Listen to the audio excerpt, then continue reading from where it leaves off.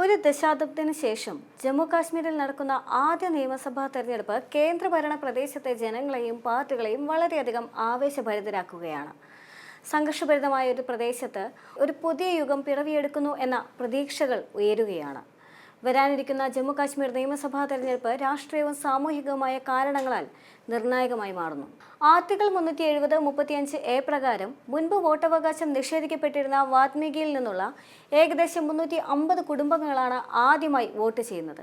ഈ കുടുംബങ്ങളുടെ പൂർവികരെ 1957 പഞ്ചാബിൽ നിന്ന് ജമ്മുവിലേക്ക് ഒരു പകർച്ചവ്യാധിയുടെ സമയത്ത് ശുചീകരണ തൊഴിലാളികളായി ജോലി ചെയ്യാൻ കൊണ്ടുവന്നതാണ്. എന്നാൽ അവർക്ക് സ്ഥിരതാമസ പദവി നൽകിയില്ല. ഇത് വോട്ട് ചെയ്യുന്നതിൽ നിന്നും ജമ്മു കാശ്മീരിലെ നിവാസികൾക്ക് ലഭ്യമായ മറ്റ് അവകാശങ്ങളിൽ നിന്നും അവരെ ഒഴിവാക്കുകയായിരുന്നു. പതിറ്റാണ്ടുകളായി ജനാധിപത്യ പ്രക്രിയയിൽ പങ്കെടുക്കാൻ കഴിയാതെ പൂർണ്ണ പൗരത്വ അവകാശങ്ങളില്ലാതെ വാത്മീകികൾ ജീവിക്കുകയാണ്. ആ ജീവിതം വെറും പഴങ്കഥയാകാൻ പോകുമ്പോൾ വോട്ട് ആർക്ക് എന്നത് ഏറെ നിർണായകമായ ചോദ്യമായി ഉയരുകയാണ്. ഇനി വാത്മീകി സമൂഹത്തിന്റെ ചരിത്രപരമായ മാറ്റം പരിശോധിക്കുമ്പോൾ 2019 ആർട്ടിക്കിൾ 370 റദ്ദാക്കിയത് വാത്മീകി സമുദായത്തിന് ഒരു വഴിത്തിരിവായി എന്ന് പറയാം. അവർ എത്തിയ 6 പതിറ്റാണ്ടുകൾക്ക് ശേഷം ജമ്മു കാശ്മീരിന്റെ പ്രത്യേക പദവി റദ്ദാക്കി മാസങ്ങൾക്ക് ശേഷം 2020 അവർക്ക് താമസ സർട്ടിഫിക്കറ്റ് നൽകുന്നത്. ദീർഘകാലമായി നിഷേധിക്കപ്പെട്ട അവകാശങ്ങൾ നേടിയെടുക്കാൻ ഈ മാറ്റം അവരെ അനുവദിക്കുകയും ചെയ്തു. ഇപ്പോൾ വാത്മീകി സമുദായത്തിലെ 10,000-ഓളം അംഗങ്ങൾ ആദ്യമായി സംസ്ഥാന നിയമസഭാ തെരഞ്ഞെടുപ്പിൽ വോട്ടും ചെയ്യും.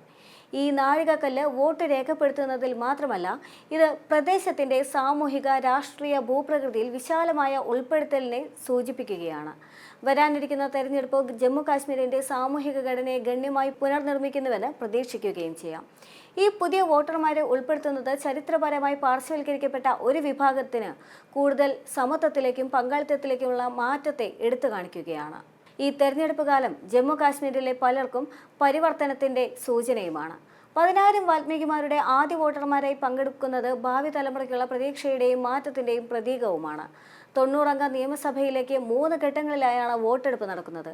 ആദ്യഘട്ടം സെപ്റ്റംബർ 18-നാണ്. തുടർന്നുള്ള ഘട്ടങ്ങൾ സെപ്റ്റംബർ 25-നും ഒക്ടോബർ 1-നും നടക്കും. വോട്ടെണ്ണൽ ഒക്ടോബർ 8-ന് ഷെഡ്യൂൾ ചെയ്തിരിക്കുകയുമാണ്. 2019 ആർട്ടിക്കിൾ 370 പ്രകാരം ജമ്മു ആൻഡ് കാശ്മീരിന് അതിന്റെ സംസ്ഥാനത്വവും പ്രത്യേക പദവിയും നഷ്ടപ്പെട്ടിരുന്നു. ഇത് സ്വാഭാവികമായും എല്ലാ രാഷ്ട്രീയ പാർട്ടികളും ഒരു പ്രചാരണ തന്ത്രമാക്കി. ആർട്ടിക്കിൾ 370 പുനഃസ്ഥാപിക്കുന്നതിനു വേണ്ടി പോരാടുമെന്നാണ് പ്രാദേശിക പാർട്ടികൾ വാഗ്ദാനം ചെയ്തത്. BJP അവരെ വിഘടനവാദത്തിന്റെ അനുഭാവികളെന്ന് വിളിക്കുകയും ചോദ്യങ്ങളിൽ നിന്ന് പിന്നോട്ട് പോകില്ലെന്ന് പ്രതിജ്ഞയെടുക്കുകയും ചെയ്തിരുന്നു. ആർട്ടിക്കിൾ 370 കുറിച്ചുള്ള നേരിട്ടുള്ള പരാമർശങ്ങൾ ഒഴിവാക്കി. എന്നാൽ സംസ്ഥാന പദവി പുനഃസ്ഥാപിക്കുമെന്ന് വാഗ്ദാനം ചെയ്തുകൊണ്ട് കോൺഗ്രസ് പ്രചാരണം ശക്തമാക്കുകയും ചെയ്ത രാഷ്ട്രീയ സാഹചര്യമുണ്ടായി. 3 ഘട്ടങ്ങളിലായി നടന്ന തെരഞ്ഞെടുപ്പിൽ ആദ്യ 2 തെരഞ്ഞെടുപ്പുകളിലായി 50 നിയമസഭാ സീറ്റുകളിലേക്ക് 529 സ്ഥാനാർത്ഥികളാണ് നാമനിർദ്ദേശ പത്രിക സമർപ്പിച്ചത്.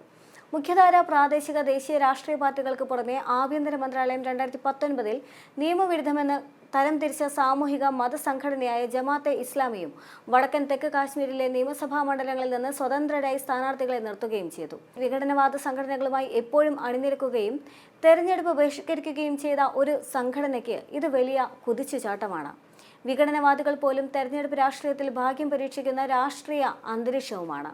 Jammu and Kashmir national conference, people's democratic party, സമാജ് ലോണിന്റെ Jammu and Kashmir people's conference എന്നിവ 2019 ശേഷം എടുത്ത പല നടപടികളും പിൻവലിക്കുകയും പൊതുസുരക്ഷാ നിയമം PSA പിൻവലിക്കുമെന്നും പ്രതിജ്ഞയെടുത്തിരുന്നതുമാണ്.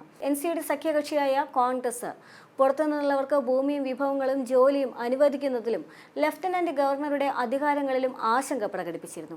ജമ്മു മേഖലയിലെ സമതലങ്ങളിൽ നിന്ന് അകലെയുള്ള പ്രദേശങ്ങളിൽ പോലും തങ്ങളുടെ വോട്ടറുടെ അടിത്തറ വിപുലപ്പെടുത്താൻ BJPക്ക് സാധിച്ചിട്ടുണ്ട്. പട്ടികവർഗക്കാർക്കും പട്ടികജാതിക്കാർക്കും മറ്റ് പിന്നാക്ക വിഭാഗങ്ങൾക്കുമുള്ള അതിന്റെ വ്യാപനം പിർപ്പഞ്ചൽ താഴ്വരയിൽ നിന്നുള്ള പ്രമുഖ മുസ്ലിം നേതാക്കളെ ആകർഷിക്കുകയും ചെയ്തു. പ്രത്യേകിച്ച് പഹാരി സമുദായത്തിൽ നിന്ന് അവരുടെ പ്രക്ഷോഭങ്ങൾക്ക് ശേഷം ST പദവി ലഭിച്ചു. ജമ്മു കാശ്മീരിൽ നിന്ന് 11 മുസ്ലിം സ്ഥാനാർത്ഥികളെയും BJP ഇതിനകം നിലനിർത്തിയിട്ടുണ്ട്. 2 പ്രാദേശിക പാർട്ടികളുടെയും കോൺഗ്രസിന്റെയും കുടുംബ നിയന്ത്രണമാണ് അതിന്റെ പ്രചാരണം ലക്ഷ്യമിടുന്നത്. ജമ്മു കാശ്മീരിൽ ഒരു പുതിയ നേതൃത്വം ഉയർന്നു വരുമെന്ന് പ്രതീക്ഷിക്കുന്നതായി BJP തെരഞ്ഞെടുപ്പ് ചുമതലയുള്ള രാം മാധവ് അടുത്തിടെ പറഞ്ഞിരുന്നതാണ്. എന്തു തന്നെയാണെങ്കിലും വോട്ടെണ്ണൽ തീയതിയായ ഒക്ടോബർ 8-ാം തീയതി ജമ്മു ആൻഡ് കാശ്മീർ പുതിയ രാഷ്ട്രീയം അവതരിപ്പിക്കാൻ ഒരുങ്ങുകയാണ്.